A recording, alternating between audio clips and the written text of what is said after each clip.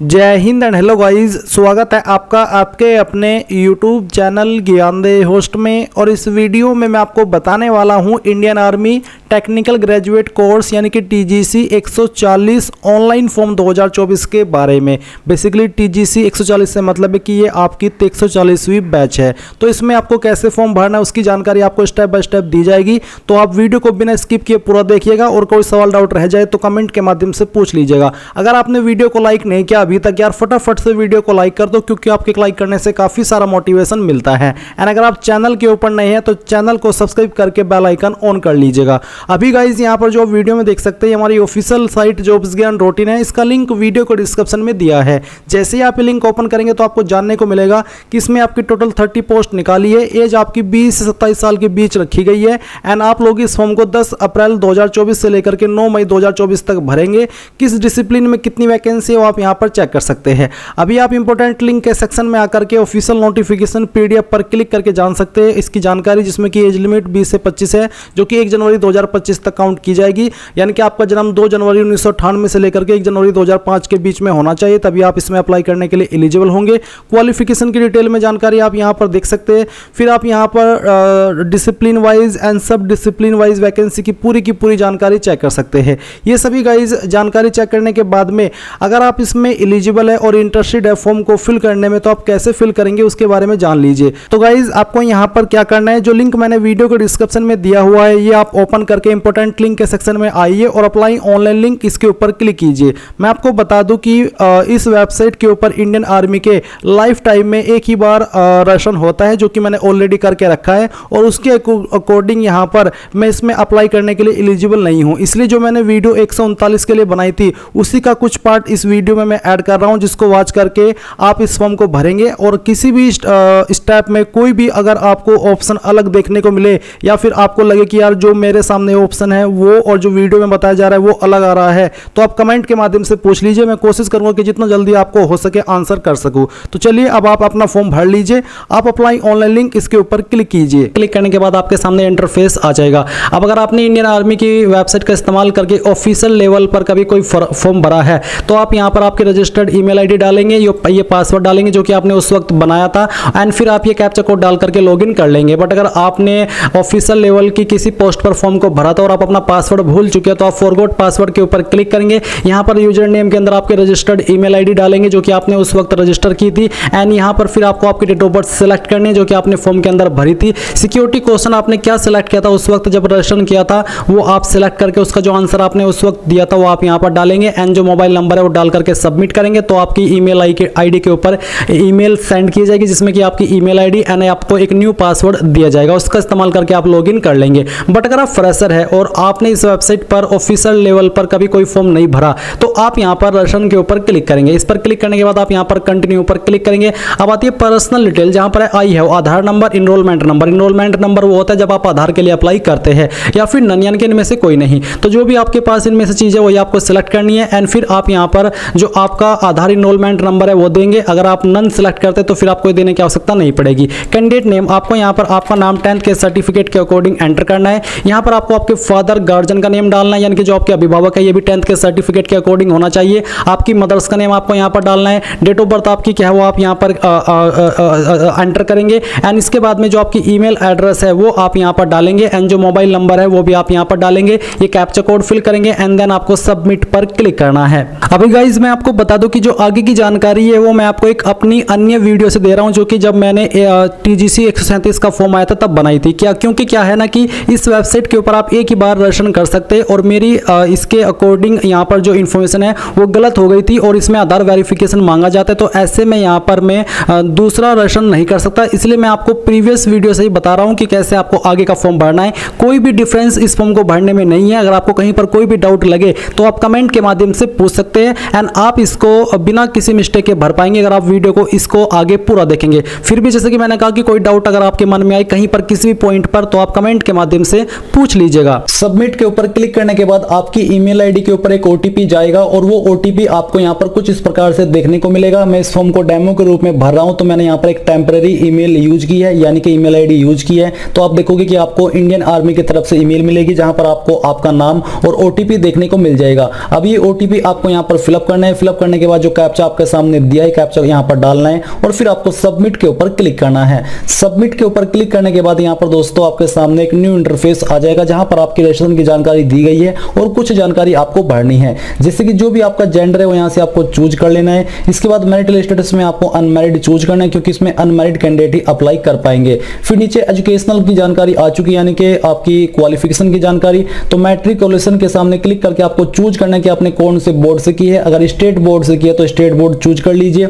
इसको चूज करने के बाद यहाँ पर आपकी स्टेट सेलेक्ट कर लीजिए। फिर आता है मैट्रिकुलेशन 10th सर्टिफिकेट नंबर, यानी कि आपको जो 10वीं की मार्कशीट है उसका सर्टिफिकेट नंबर एंटर करना है। अगर आपकी मार्कशीट के ऊपर नहीं है तो आप यहाँ पर 10th का रोल नंबर दे सकते हैं, बट अगर नहीं है तब। इसके बाद यहाँ पर जो आपकी 10th की मार्कशीट आपने चूज की है उसका जो सर्टिफिकेट है वो यहाँ पर आपको अपलोड करना है स्कैन करने के बाद में। एलिजिबल क्वालिफिकेशन, तो इसमें एलिजिबल क्वालिफिकेशन आपकी ये है जो कि मैं यहाँ पर सिलेक्ट कर रहा हूँ, बी टेक, ये आपको चूज कर लेना है।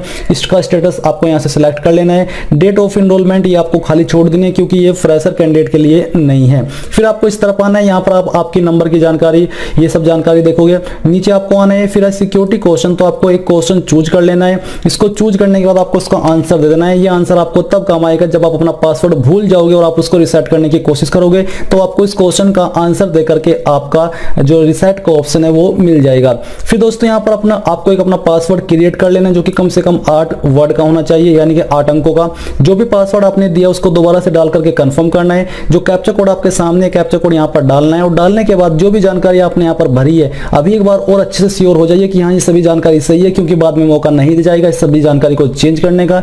इसलिए आपको यहाँ पर श्योर होकर के सेव के ऊपर क्लिक करना है। अब यहाँ पर आपके सामने इंटरफेस आ जाएगा और आपको बोला जा रहा है कि आपको अप्लाई करने से पहले अपना फोटो और सिग्नेचर यहाँ पर अपलोड करना है, तो आपको ओके कर देना है। ओके करने के बाद यहाँ पर दोस्तों आपको अपडेट के ऊपर क्लिक करना है। अपडेट के ऊपर क्लिक करने के बाद आपको यहाँ पर इनको अपलोड करने के जो ऑप्शन है वो देखने को मिलेंगे। आपको क्या करना है, यहाँ से ओके करना है। ओके करने के बाद जो आपका फोटो है वो आपको 5 से 20 KB के बीच में रह करके ही अपलोड करना है। तो चूज फाइल के ऊपर क्लिक कीजिए और जहां पर भी आपका फोटो है वो आपको यहाँ से सिलेक्ट कर लेना है। तो चलिए इसको सिलेक्ट करते हैं और यहाँ से ओपन कर लेते हैं। ओपन करने के बाद आपका फोटो आ जाएगा। फिर यहाँ पर आपको अपना सिग्नेचर अपलोड करना है। सिग्नेचर का साइज आपका 10 KB से नीचे ही रहना चाहिए। तो जहां पर भी आपका सिग्नेचर है वो सिग्नेचर आपको यहाँ से सिलेक्ट कर लेना है। सिग्नेचर चूज करने के बाद जैसे ही ओपन करोगे तो यहाँ पर उसका प्रीव्यू आपके सामने आ जाएगा। आपको नीचे आना है और नीचे आकर के अगर आप इन जानकारी में कुछ चेंजेस करना चाहते तो कर सकते हैं, नहीं तो आपको यहाँ पर जो आपके सामने कैप्चा कोड है डालना है और डालने के बाद आपको सेव के ऊपर क्लिक करना है। सेव के ऊपर क्लिक करने के बाद ये जानकारी भी आपकी यहाँ पर सेव हो जाएगी। अब यहाँ पर आप देखोगे कि आपका रिकॉर्ड सक्सेसफुली सेव हो चुका है। आपको यहाँ से ओके करना है और ओके करने के बाद यहाँ पर दोस्तों आपको अप्लाई ऑनलाइन के ऊपर क्लिक करना है। अप्लाई ऑनलाइन के ऊपर क्लिक करने के बाद दोस्तों आपके सामने जो एलिजिबिलिटी का पेज है वो आ जाएगा, जो कि यहाँ पर आपके सामने है। अब आपको सिंपली नीचे अप्लाई के ऊपर क्लिक करना है। अप्लाई के ऊपर क्लिक करने के बाद आपके सामने यहाँ पर इंस्ट्रक्शंस आएंगे, आपको इनको रीड कर लेना है और जान लेना है कि कौन लोग इसमें एलिजिबल है इस जानकारी के अकॉर्डिंग। फिर आपको कंटिन्यू के ऊपर क्लिक करना है। कंटिन्यू के ऊपर क्लिक करने के बाद आपकी पर्सनल डिटेल यहाँ पर आ चुकी है। आपको यहाँ पर नेशनलिटी के अंदर इंडियन चूज कर लेना है। फिर आपको फिर से यहाँ पर अपना फोटो और सिग्नेचर अपलोड करना है, जैसे कि अभी आपने किया था। यहाँ से फोटो सेलेक्ट करते हैं। इसके बाद जहां पर भी आपका सिग्नेचर है, जो कि अभी आपने यहाँ पर सिलेक्ट भी किया था, अपलोड भी किया था, वो आपको सेम तरीके से चूज करना है और चूज करने के बाद इसको यहाँ से ओपन कर लेना है। ओपन करने के बाद आपको यहाँ पर सेव एंड कंटिन्यू के ऊपर क्लिक करना है।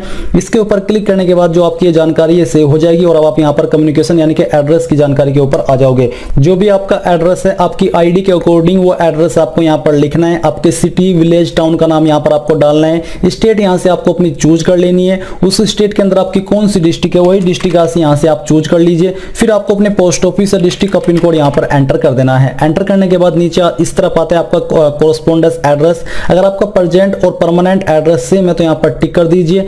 टिक करने के बाद ये जानकारी आपको दोबारा से फिल करने की आवश्यकता नहीं पड़ेगी और अब आपको सेव एंड कंटिन्यू के ऊपर क्लिक करना है। इसके बाद ये जानकारी भी आपकी यहाँ पर सेव हो जाएगी और आप यहाँ पर एजुकेशन डिटेल के ऊपर आ जाओगे। तो यहाँ पर आपके सामने 13 पॉइंट में है टाइप ऑफ स्कूल। तो आपको चूज करना है कि आपका जो स्कूल है वो किस टाइप का है।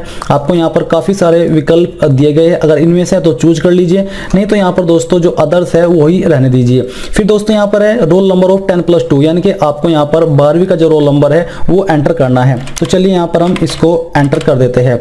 ये एंटर करने के बाद यहाँ पर आता है अदर स्कूल। तो जो आपका अदर स्कूल है उसका नाम क्या है वो यहाँ पर आपको एंटर करना है। तो चलिए हम यहाँ पर इसको फिल कर देते हैं। फिर यहाँ पर दोस्तों नीचे आता है वेदर डिप्लोमा होल्डर। अगर आप डिप्लोमा होल्डर यानी कि आपके पास डिप्लोमा है तो यस कीजिए, नहीं तो आपको नो करना है। इसके बाद है aggregate percentage of marks in class 12, यानी कि आपकी परसेंटेज कितनी थी 12th के अंदर वो आपको लिखनी है। फिर नीचे आता है मेन इंजीनियरिंग स्ट्रीम, तो आपका इंजीनियरिंग का मेन स्ट्रीम कौन सा है वही स्ट्रीम यहाँ से आपको चूज कर लेना है। इसको चूज करने के बाद यहाँ पर वेबसाइट रिफ्रेश होगी और रिफ्रेश होने के बाद यहाँ पर आपके सामने कुछ और विकल्प आ जाएंगे। तो यहाँ पर जैसे आपने अपनी जो स्ट्रीम है वो चूज कर ली है तो आपको बोला जा रहा है नोटिफाइड एविलेंट स्ट्रीम, यानी कि यहाँ पर इक्विवेलेंट स्ट्रीम, तो आपको कौन सी में अप्लाई करना है तो वही यहाँ से आपको चूज कर लेना है। इसको चूज करने के बाद यहाँ पर है date of joining engineering course, यानी कि जो आपका इंजीनियरिंग कोर्स है या आपने कब ज्वाइन किया था वो डेट यहाँ से आपको सिलेक्ट करनी है, पहले ईयर, फिर यहाँ से आपका जो मंथ है वो, और फिर यहाँ से डे। इसके बाद कब आपने इसको कंप्लीट कर लिया था वो आपको यहाँ से चूज करना है। तो सेम तरीके से यहाँ पर आपको इसको सिलेक्ट कर लेना है। तो चलिए हम यहाँ से इसको सिलेक्ट करके आपको दिखाते हैं,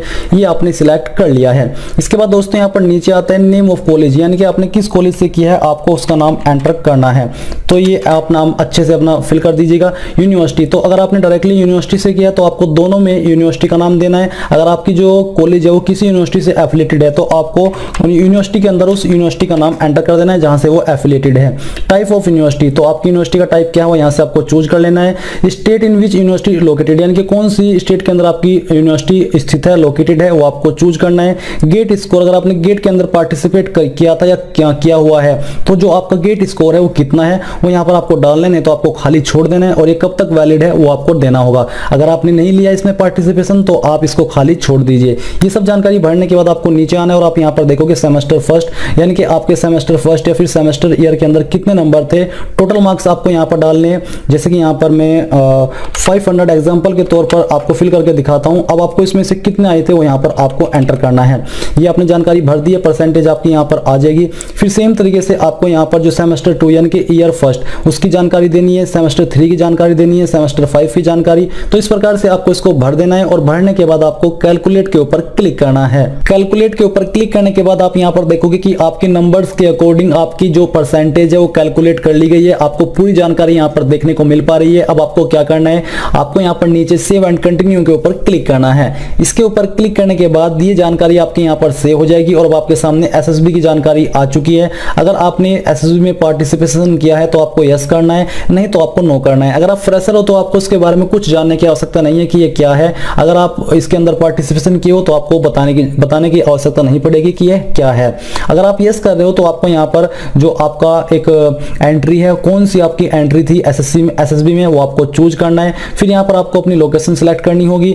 जो आपका थर्ड ऑप्शन है ईयर मंथ, आपको चूज करना कि आपने कौन से इसमें पार्टिसिपेशन किया था, रिजल्ट आपका क्या था, ये सब जानकारी आपको देनी है। तो हम यहाँ से इसको नो कर देते हैं क्योंकि पार्टिसिपेशन नहीं किया है। और फिर सेव एंड कंटिन्यू के ऊपर क्लिक कर दीजिए। इसके ऊपर क्लिक करने के बाद आपके सामने आपके फॉर्म का प्रीव्यू आ चुका है। आपके द्वारा भरी गई सभी जानकारी यहाँ पर दी गई है। ये आपके पास एक वन लास्ट टाइम है इन सभी जानकारी को चेक करके अगर कोई जानकारी एडिट करना चाहते हो उसको सही करने का। अगर आपको लगता है कि कोई जानकारी गलत है तो उसको सही कर लीजिए, नहीं तो आपको नीचे आकर के सिंपली सबमिट के ऊपर क्लिक करना है। तो हम यहाँ से सबमिट करते हैं और यहाँ से ओके कर देते हैं। ओके करने के बाद आप देखोगे कि आपका एप्लीकेशन सक्सेसफुली सबमिट हो चुका है। आपको यहाँ से इसको ओके कर देना है। एंड गाइज आपको फॉर्म का प्रिंट लेने के लिए क्या करना है, आपको हिस्ट्री ऑफ एप्लीकेशन में जाना है और व्यू के ऊपर क्लिक करना है जो कि आपने फॉर्म भरा है वो, और फिर आप अपने फॉर्म का प्रिंट ले पाएंगे।